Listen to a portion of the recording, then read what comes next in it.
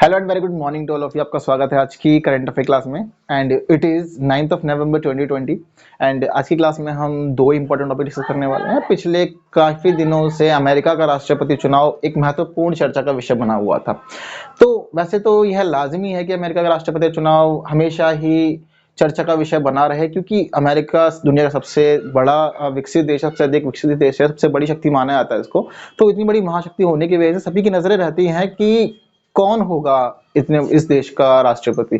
और वास्तव में जो भी व्यक्ति इस देश का राष्ट्रपति होता है वह वास्तव में विश्व व्यवस्था को प्रभावित करने की शक्ति रखता है अपने आप में। आज जैसे कि हमने पिछले समय में डोनाल्ड ट्रंप के समय में भी देखा था, काफी सारे निर्णय ऐसे हुए जिसकी वजह से काफी सारी चीजें प्रभावित रही। और उससे पहले बराक ओबामा के समय भी हम देखते हुए आए हैं। तो ऐसी स्थिति अब दोबारा से देखने के लिए लोग उत्सुक हैं कि and they really wanted to know that who is going to be the next US president. But अब हम आज जिस स्थिति में हैं, आज मंडे 9th ऑफ नवंबर है, तो अब हम यह जानते हैं कि अमेरिका के राष्ट्रपति कौन है। तो परसों सैटरडे नाइट तक यह फाइनल हो गया था कि अमेरिका के राष्ट्रपति अब जो बाइडेन होने वाले हैं। जो बाइडेन क्यों होने वाले हैं? दरअसल लगातार गिनतियां चल रही थी, तो गिनती होने के बाद क्या हुआ कि स्थिति देखने को मिली कि 214 वोट्स पे पहुंचे डोनाल्ड ट्रंप और 264 वोट्स पे पहुंचे जो बाइडेन। लेकिन अमेरिका का जो चुनाव होता है वह अप्रत्यक्ष चुनाव होता है और वहां पर कॉलेजियम व्यवस्था, कॉलेज का जो इलेक्टोरल कॉलेज है वह व्यक्ति को चुनता है। तो व्यक्ति चुनने की स्थिति में क्या होता है, इनकी एक जो परमानेंट कंडीशन है वह यह है कि व्यक्ति कोई भी हो, यदि वह 270 इलेक्टोरल वोट्स पा लेता है तो ऐसी कंडीशन में वह देश का राष्ट्रपति चुना जाएगा। लेकिन यहाँ पर स्थिति क्या बन रही थी, जो बाइडेन के पास 264 वोट्स थे और डोनाल्ड ट्रंप के पास थे 214। अगर देखा जाए स्थिति तो जो बाइडेन बहुत ज्यादा नजदीक थे इस आंकड़े के और जो डोनाल्ड ट्रंप बहुत ज्यादा दूर थे। पर फिर भी क्या हुआ, स्थिति आपस में फंसी रही। पर उसके बाद क्या हुआ, उसके बाद पेंसिल्वेनिया की वोटिंग काउंट जो चल रही थी वहां की स्थिति बदली। और शुरुआती समय में क्या हुआ कि पेंसिल्वेनिया वाली स्थिति के अंदर डोनाल्ड ट्रंप 5 लाख वोटों से अधिक वोटों से आगे चल रहे थे, यानी कि 5 लाख से भी ज्यादा वोटों से वह उस सीट पर आगे चल रहे थे पेंसिल्वेनिया। लेकिन जब लास्ट में रिजल्ट आया तो वहां पता लगा कि डोनाल्ड ट्रंप 34,000 वोट से हार गए हैं, यानी कि जो बाइडेन इस सीट पे 34,000 वोटों से जीत गए। और उनके जीतने की वजह से यहाँ पर क्या हुआ कि जो बाइडेन को अतिरिक्त 20 वोटों का यहाँ इजाफा हुआ।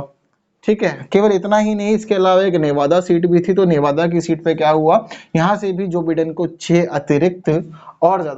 6 और वोट प्राप्त हुए। तो ऐसी स्थिति में क्या हुआ, यहाँ पर इनको 6 और मिल गए, तो 20 अतिरिक्त और 6 अतिरिक्त की स्थिति के बाद यहाँ पर जो बाइडेन 270 वोट्स पर पहुंच गए, सॉरी 290 वोट्स पे पहुंच गए। और इन्होंने 270 वोट्स का जो ये आंकड़ा था वह इन्होंने यहाँ बहुत ही आराम से पार कर लिया। वही डोनाल्ड ट्रंप की बात करें तो यह यहाँ पर 214 पर ही टिके रह गए।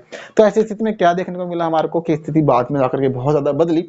और पिछले राष्ट्रपति जो रहे डोनाल्ड ट्रंप, उनको यहाँ पर अच्छी खासी हार का सामना करना पड़ा। और जब क्या होता है पूरी दुनिया में, खैर अब तो खैर बहुत ज्यादा आम व्यवस्था हो गई है कि हर इलेक्शन के बाद एग्जिट पोल लाए जाते हैं और एग्जिट पोलों के अनुसार अनुमान लगाया जाता है कि who is going to be winner. Election कोई भी हो, यह मायने नहीं रखता, सब जगह पे होता है। अगर हम आज के टाइम पर भारत के परिप्रेक्ष्य में देखें तो आजकल हम देख पा रहे होंगे कि बिहार चुनाव के एग्जिट पोल बहुत ज्यादा चर्चा में बने हुए हैं। तो ठीक इसी प्रकार यहाँ के एग्जिट पोल भी आए थे और यहाँ के एग्जिट पोलों का जो अधिकांश अनुमान था वह यही था कि जो बाइडेन ही नेक्स्ट प्रेसिडेंट होंगे। और वह चीज यहाँ पर प्रूफ भी हो गई है, जो बाइडेन ही अब यूएस प्रेसिडेंट होने वाले हैं। अभी इन्होंने ओथ सेरेमनी इनकी नहीं हुई है, बट इनका जो यह था इलेक्शन यह कंप्लीट अब हो गया है। तो डोनाल्ड ट्रंप अब ऐसे राष्ट्रपति बन गए हैं जो केवल एक बार ही चुने गए। जब इन्होंने दूसरा इलेक्शन लड़ा तो दूसरी बार के इलेक्शन में इनको हार का सामना करना पड़ा। वहीं ऐसी स्थिति आज से 28 साल पहले देखने को मिली थी। आज से 28 साल पहले जॉर्ज एच.डब्ल्यू. बुश ने उस समय क्या किया था, इस प्रकार का इलेक्शन लड़ा था और उनको जॉर्ज डब्ल्यू बुश को बिल क्लिंटन के सामने हार का सामना करना पड़ा था। यह स्थिति 1992 में हुई थी। 1992 की स्थिति क्या थी, शीत युद्ध खत्म हुआ था। शीत युद्ध खत्म होने के बाद सोवियत संघ का विघटन हो गया था। विजय तो खैर अमेरिका की हुई थी, पर फिर भी बहुत सारी कमियों की वजह से यहाँ पर जॉर्ज एच.डब्ल्यू. बुश को हार का सामना करना पड़ा और बिल क्लिंटन की यहाँ पे जीत हुई थी। तो यहाँ पर जिस प्रकार से जॉर्ज एच.डब्ल्यू. बुश की स्थिति थी, एक बार जीते दूसरी बार का इलेक्शन नहीं जीते, ठीक उसी प्रकार डोनाल्ड ट्रंप के साथ भी यही स्थिति बनी। और वह पहला इलेक्शन जीते, लेकिन उसके बाद वह दूसरा इलेक्शन हार गए। अगर हम डोनाल्ड ट्रंप के पिछले इलेक्शन की बात करें, उस समय की स्थिति बहुत ज्यादा अलग थी। अगर डोनाल्ड ट्रंप का जो पिछला इलेक्शन हुआ था उसके अंदर हिलेरी क्लिंटन के सामने थी, और लेकिन उस समय के जो एग्जिट पोल आए थे, उस समय के एग्जिट पोल ने यह बताया था कि डोनाल्ड ट्रंप हार रहे हैं और हिलेरी क्लिंटन जीत रही हैं। लेकिन अंत में क्या हुआ, जब परिणाम सामने आए तो उस समय परिणामों में यह पता लगा कि डोनाल्ड ट्रंप जीत गए हैं। यह उस समय की स्थिति थी। और उससे पहले बराक ओबामा इस पद पर बने हुए थे। साथ ही अमेरिका की जो स्थिति है, अमेरिका की स्थिति में एक कंडीशन यह है कि अमेरिका के जो राष्ट्रपति होते हैं उनको 4 साल के लिए चुना जाता है, और एक व्यक्ति 2 बार चुना जा सकता है। ऐसा नहीं है कि वह कितनी ही बार राष्ट्रपति बन जाए, यह वहां की परमानेंट कंडीशन है। यानी कि परमानेंट कंडीशन क्या है, जो व्यक्ति राष्ट्रपति बनेगा वह 4 साल के लिए राष्ट्रपति बनेगा, और वह केवल 2 बार ही चुना जा सकता है, इससे अधिक वह चुना नहीं जाएगा। यह एक परमानेंट कंडीशन है। ठीक है, तो यह इलेक्शन से जुड़ी हुई सभी महत्वपूर्ण बातें थी, सभी जरूरी बातें थी। थोड़ा सा बदलाव हुआ, बदलाव वाली सीटें कौन कौन सी थी, नाम याद रखिए, पेंसिल्वेनिया एंड नेवादा। इनकी वजह से ही जो बाइडेन को अंततः जीत हासिल हो सकी है। ठीक है, तो यहाँ पर यह सभी चीजें पूरी तरह से क्लियर अब हो गई है, ऐसी कोई दिक्कत वाली बात यहाँ पर नहीं है, स्पष्ट सभी रिजल्ट हो चुके हैं। तो अंत में पता लग चुका है कि जोसेफ रॉबर्ट बाइडेन जूनियर अब यहाँ पर होने वाले राष्ट्रपति है। ठीक है, तो यह मामला पूरी तरह से आप क्लियर है। वही देखने वाली बात एक यह भी है कि जब जहां एक तरफ यहाँ पर राष्ट्रपति पद का चुनाव हो रहा था, वहीं दूसरी तरफ यहाँ उपराष्ट्रपति पद का चुनाव भी था। जिस पार्टी का राष्ट्रपति बनता है उसी तरफ से ही उपराष्ट्रपति भी आता है। तो यहाँ पर डोनाल्ड ट्रंप के साथ जो उपराष्ट्रपति पद के उम्मीदवार थे वह माइक पेंस थे। माइक पेंस पिछली बार जब डोनाल्ड ट्रंप जीते थे उस समय भी उपराष्ट्रपति ही रहे थे। तो जहां एक और डोनाल्ड ट्रंप हार गए हैं, वहीं यह भी स्पष्ट है कि माइक पेंस भी अब इस इलेक्शन से पूरी तरह से बाहर हैं, अब वह उपराष्ट्रपति नहीं होंगे। वहीं जहां पर अब यह जोसेफ रॉबर्ट बाइडेन, यानी कि जोसेफ रॉबर्ट बाइडेन इनका पूरा नाम है, जो बाइडेन का, अब यह जीते हैं तो उनके साथ ही भारतीय मूल की कमला हैरिस की भी जीत हुई है। तो यहाँ पर यह भारत के लिए भी एक गर्व का पल है, क्योंकि जो यह कमला हैरिस है यह भारतीय मूल की महिला है, साथ ही अश्वेत महिला है। तो पहली बार अमेरिका के अंदर ऐसा हुआ है कि कोई अश्वेत महिला और भारतीय मूल की महिला अमेरिका के उपराष्ट्रपति पद पर चुनी गई हो। तो यह भारत के लिए एक बहुत ही ज्यादा महत्व की बात है। तो नाम याद रखिएगा, आने वाले अब जो शपथ लेंगे वह शपथ लेंगे जो बाइडेन राष्ट्रपति पद की और कमला हैरिस उपराष्ट्रपति पद की। तो यह अमेरिकी राष्ट्रपति पद के चुनाव जो हुए थे उससे जुड़ी हुई सभी महत्वपूर्ण बातें थी, जो मैंने आपको आज की क्लास के अंदर पूरी तरह से स्पष्ट कर दी है। और फिर भी यदि इसके बाद आपका कोई डाउट होता है तो ऐसी स्थिति में आप उस डाउट का प्रश्न नीचे कमेंट कर सकते हैं, अपना प्रश्न पूछ सकते हैं, आपको उसका जवाब भी दिया जाएगा। और बाकी जो भी महत्वपूर्ण तथ्य थे वह तथ्य हमने आपके सामने स्पष्ट कर दिए हैं। तो अंत में जो रिजल्ट था वह यही था, जो बाइडेन की जो टोटल वोट्स थे वह 290 एंड डोनाल्ड ट्रंप के 214।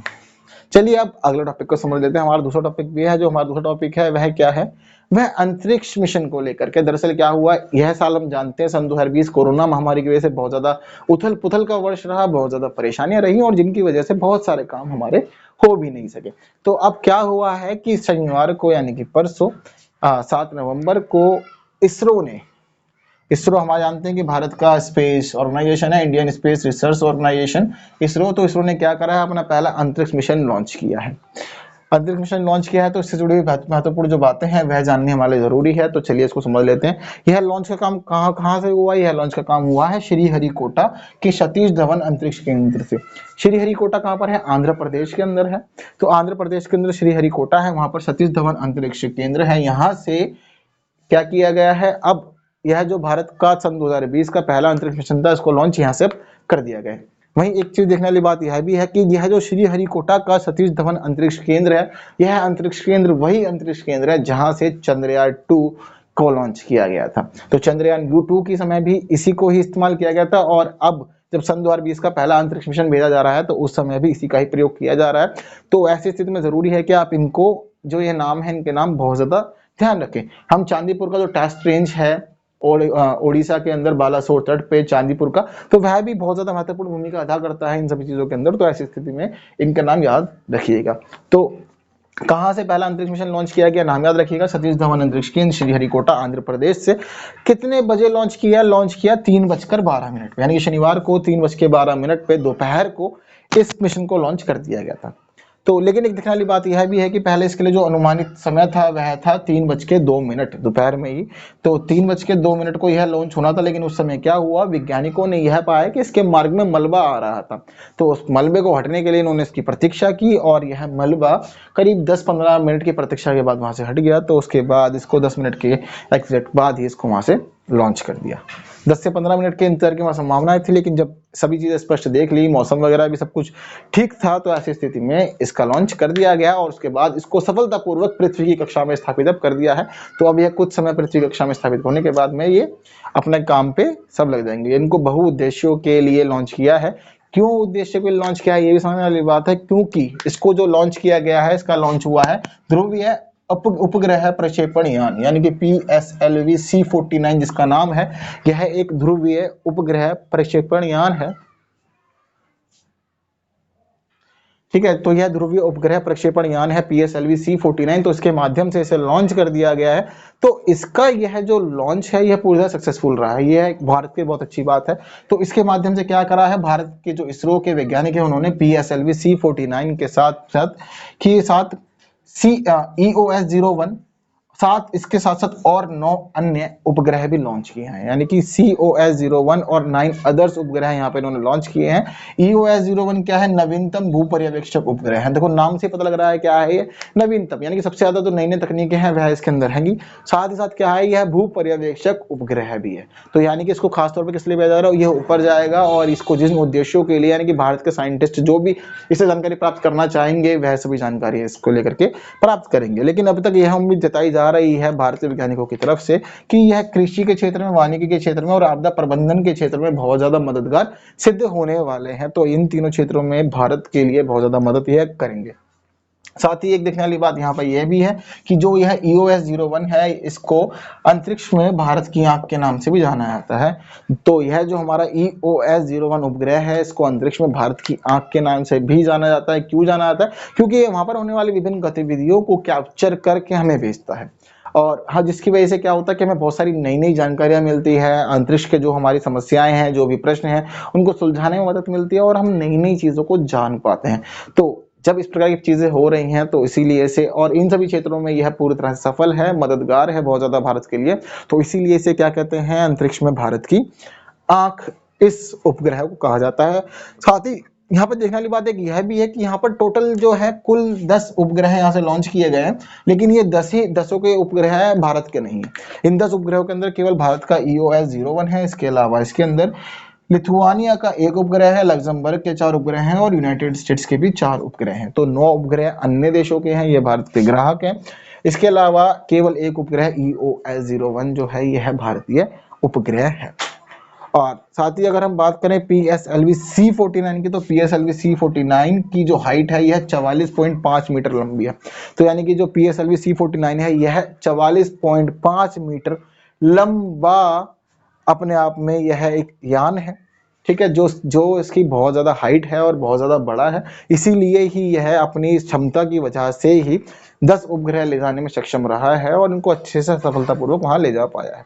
वहीं एक ध्यान देने वाली बात यह भी है कि यह जो उड़ान हुई है, यानी कि यह जो 10 अब उपग्रह लॉन्च किए गए हैं, यह PSLV C49 की 51वीं उड़ान थी, यानी कि 51 बार इसने सफल रूप से इस प्रकार के यानों को लॉन्च कर दिया है। तो ऐसी स्थिति में यहाँ ध्यान रखने वाली बहुत सारी बातें हैं जो जरूरी है। आप याद रखिएगा कि 7 नवंबर 2020 के दिन शनिवार को 10 उपग्रह लॉन्च किए गए हैं। भारत का यह सन 2020 का पहला अंतरिक्ष मिशन है, यानी कि इस प्रकार का कोई भी मिशन अब तक नहीं हुआ है। वर्ष के अंत में आने के बाद अब इसरो ने पहला अपना अंतरिक्ष मिशन अब लॉन्च किया है। इसमें 10 उपग्रह लिए गए हैं। 10 उपग्रहों में से भारत का केवल EOS-01 है, जिसको अंतरिक्ष में भारत की आंख भी कहा जाता है। इसके अलावा जो 9 अन्य उपग्रह हैं यह अन्य देशों से हैं, जैसे कि एक इसके अंदर लिथुआनिया का है, 4 लग्जमबर्ग के हैं, 4 यूनाइटेड स्टेट्स के हैं। तो इससे जुड़ी हुई जो भी इंपॉर्टेंट बातें थी वो भी डिस्कस हो गई है। कहाँ से लॉन्च किया था इसको, श्री हरिकोटा के सतीश धवन अंतरिक्ष केंद्र से शनिवार दोपहर 3:12 पर वहां से इसको लॉन्च कर दिया था।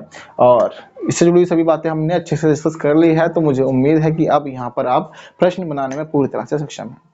तो आज की क्लास के लिए इतना ही करते हैं। आज क्लास को अब यहीं विराम देते हैं, फिर मिलेंगे नई क्लास में नए टॉपिक्स के साथ। एंड आज की इस क्लास के लिए बाकी वीडियो लाइक करें, बाकी लोगों तक शेयर करें एंड चैनल सब्सक्राइब नहीं किया तो कर दीजिए। And thank you so much for watching this video.